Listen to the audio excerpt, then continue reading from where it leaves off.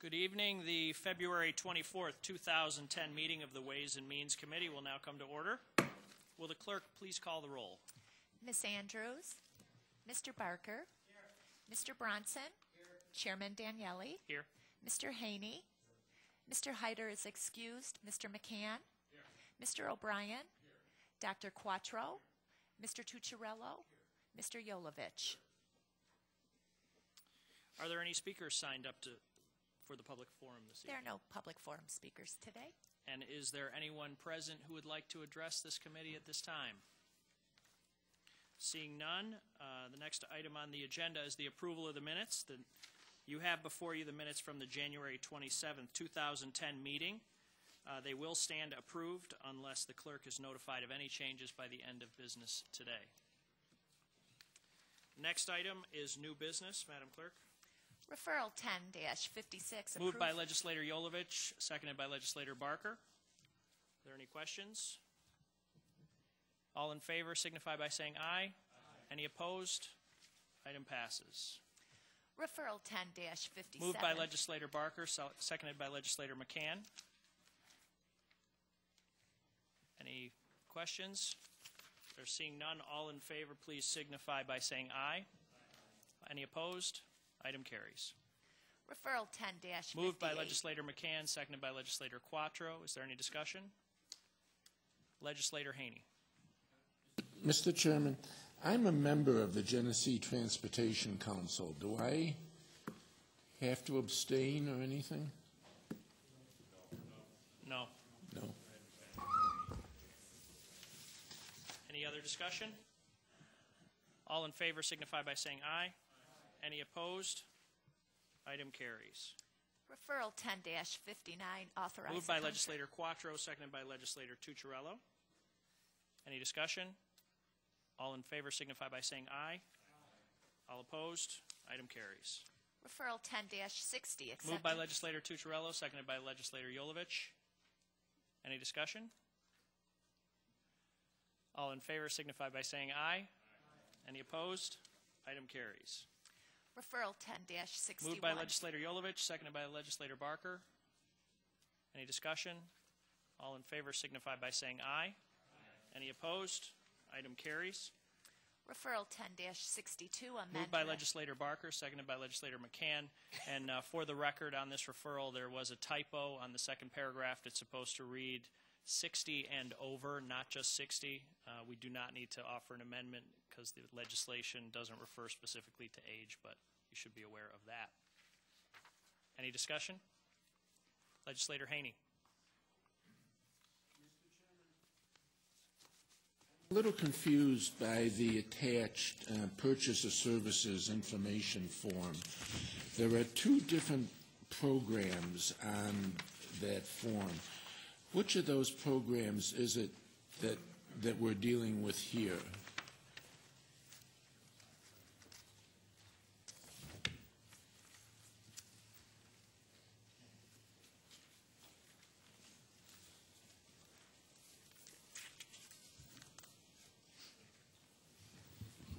Through the chair, I'm Corinda Crosdell, Director of Monroe County's Office for the Aging.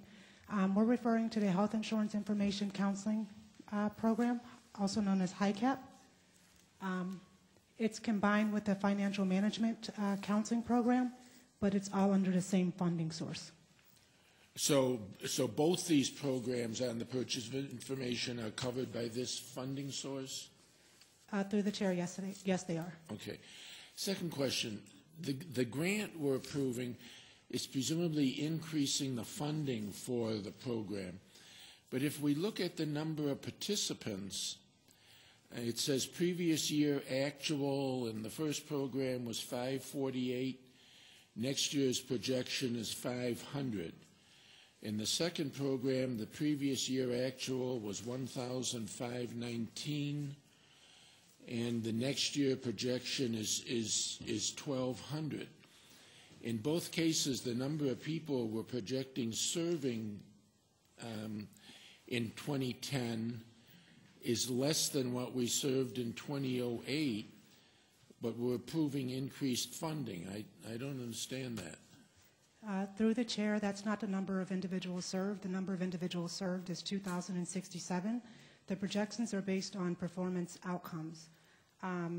The outcome measure for Objective 1 is to maintain or increase financial stability, and it goes on for independence of older adults and so forth. And they're projecting that they'll be successful for out of the 2,067 individuals served, 450 will be successful in that outcome area.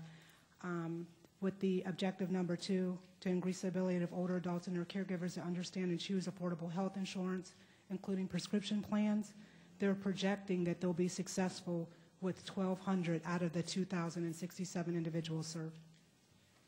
With the additional funding, we're anticipating that they'll serve an additional 50 individuals. Well, through you, Mr. Chairman, maybe I don't understand the way this form works. On Objective 1, it says total number of participants, we're projecting 500.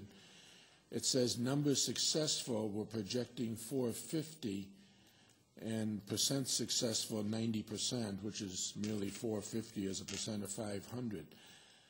But you're saying the 500 is a projection of the people we expect to be successful with? Through the chair, looking at the current year projection or 01? I'm looking at the projection for 2010, which is presumably what this funding relates to. It's through the chair, these are guesstimates. It could be higher, could be lower. They really can't tell how successful they're going to be with the outcomes. They're just anticipating that they'll be successful with 450. Whether they receive the additional funding or not isn't going to change whether they're successful with the outcome objectives. We kept the outcome objectives the same as the previous year. We could be higher, we could be lower. It's just a projection. There's no guarantee on the outcomes. But if we're going to be through you, Mr. Chairman, if we're going to be spending more money, shouldn't we expect to serve more people and be successful with more people? Through the chair, you can expect to serve more people, and we do expect to serve 50 more people, but you can't guarantee that all of them are going to understand health insurance better, or all of them are going to increase their financial stability and independence. We can only provide the service. No, I realize that. I mean, you can lead a horse to water, but you can't make him drink. But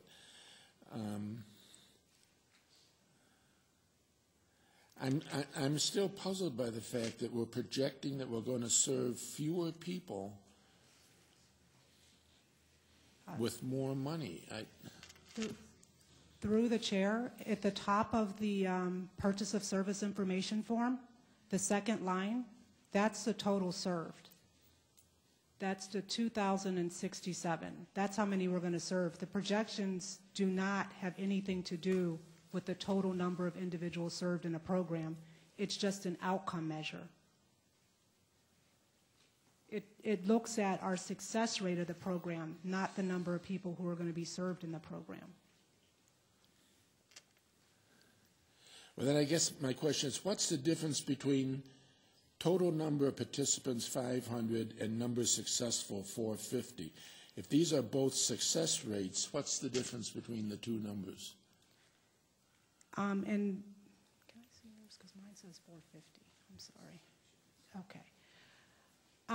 Out of the 2,067 individuals served, they were successful with 450 of those individuals with meeting that outcome objective. The anticipation was that we would have been successful with 500 of the individuals out of the 2,067. So we hit our mark by 90%. We thought that out of all the individuals served that we would be successful in that outcome objective with 500 individuals. We were successful with 450 individuals. So 90% of the time we were successful in that outcome objective. Not of the total okay, number.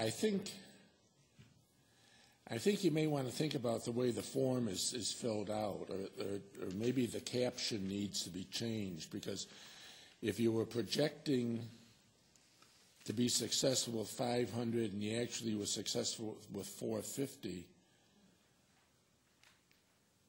that's not what these lines are saying. I don't want to belabor this. I just don't understand the way these numbers are showing up on I don't object to the issue before us. I don't understand the way the numbers are adding up here.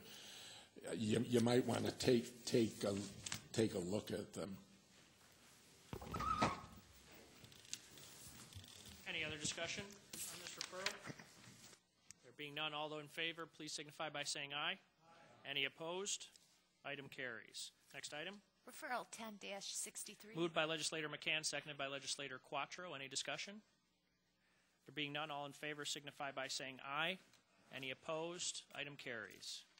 Referral 10-64. Moved by Legislator Quattro, seconded by Legislator Tucciarello. Any discussion?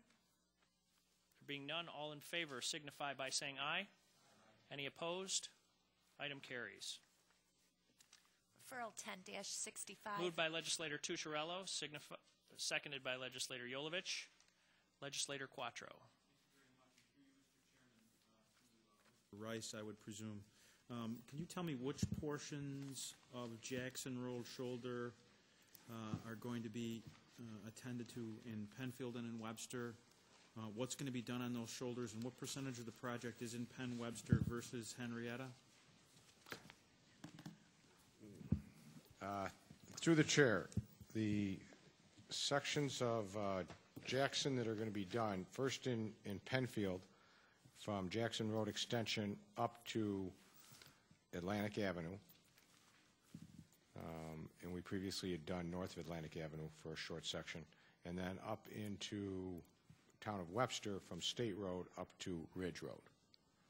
Thank you very much. And through you, Mr. Chairman, I knew that a portion of Atlantic Avenue had been done, or Jackson had been done before. It will be the same sort of work? Through the chair, that's correct. We're going to do, we got the funding for the shoulder work, and then at the same time, we're going to do resurfacing of the road as well. Okay, thank you very much. Any other discussion? There being none, all in favor signify by saying aye. Any opposed? Item carries. Referral 10- Moved by Legislator Yolovich, seconded by Legislator Barker. Any discussion? Legislator Haney. Mr. Chairman, the transmittal letter says this is for the period of April 1, 2009 to March 31, 2010, which is a period that is almost completed. 11 months of it, at least, are complete. Why has the state been dragging its feet on the contracting? Or?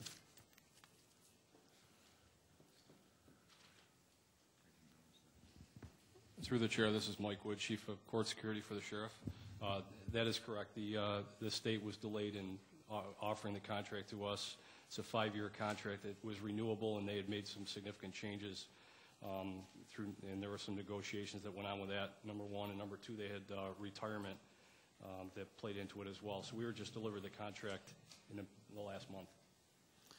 So through you, Mr. Chairman, do I assume then that we have not been able to bill the state for any of the court security services since April 1st of last year?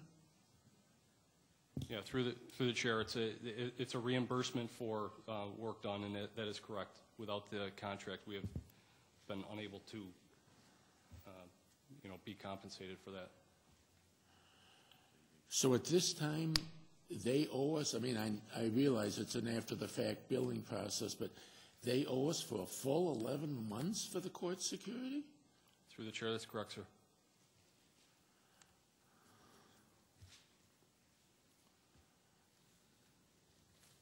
Thank you. Any other discussion? There being none, all those in favor signify by saying aye. Aye. Any opposed? Item carries. Referral 10-70. Moved by Legislator Barker, seconded by Legislator McCann. Any discussion? Legislator Haney. Through you, Mr. Chairman, do we have a statement from the Water Authority's financial advisors or anything as to what the financial play out of this is? I mean, usually the financial, when you're doing a refinancing, the financial advisors put together a guesstimate of what the implications are going to be. Obviously, you never know till you really go to market, but do we have something? Through the chair, Scott Adair, Director of Finance. The financial advisor's preliminary estimate, based on the fact that there is no set deal at this point, is approximately a $500,000 savings to the ratepayers. Over how many years? Through the chair, I believe it's over a 10-year process. So the saving is, at best, only $50,000 a year. What will the issuance costs be for this? I mean, I assume the issuance costs will be several $100,000. Through the chair, the net saving, the savings amount that was talked about, the $500,000, is net of the issuance costs. Do we know what the issuance costs will be? Through the chair, based on this all being a projection, they don't have the exact numbers for the issuance costs at this point, but what they're projecting issuance costs to be over what the entire savings of refinancing those two particular pieces of the bond will net a $500,000 savings to the ratepayers. I'm going to vote against this, Mr. Chairman, because, and that doesn't commit me to vote against it at the Ledge meeting, but I would like to see before the Ledge meeting the layout of the numbers. And my concern is that in these refinancings, sometimes the proponents of the refinancing, by that I mean bond counsel, financial advisors, agency counsel and everything, all make out better than the bottom line, either taxpayers or in this case ratepayers. And it has made me leery of these refinancings. And before I vote in the affirmative for this at the Ledge meeting, I want to see the projections of the actual numbers. So at this point, I'll vote no. Through the chair, if I can respond to that statement, is that acceptable for me to respond to that? Certainly. Go ahead. Thank you. The savings ultimately will have to be approved by the state controller before they can move forward with any of the financing deals, and that is one of the aspects of the refinancing that the state controller looks at is compensation to those various other corporations or businesses in the transaction. So we can provide you the preliminary estimates. A final dollar amount won't be forthcoming until the bond is actually closed, but I do want to reassure you that the state controller does look at every refinancing deal to make sure that the numbers are true and accurate, and that the taxpayer is, or the ratepayer in this case, is actually saving money in the end of the deal.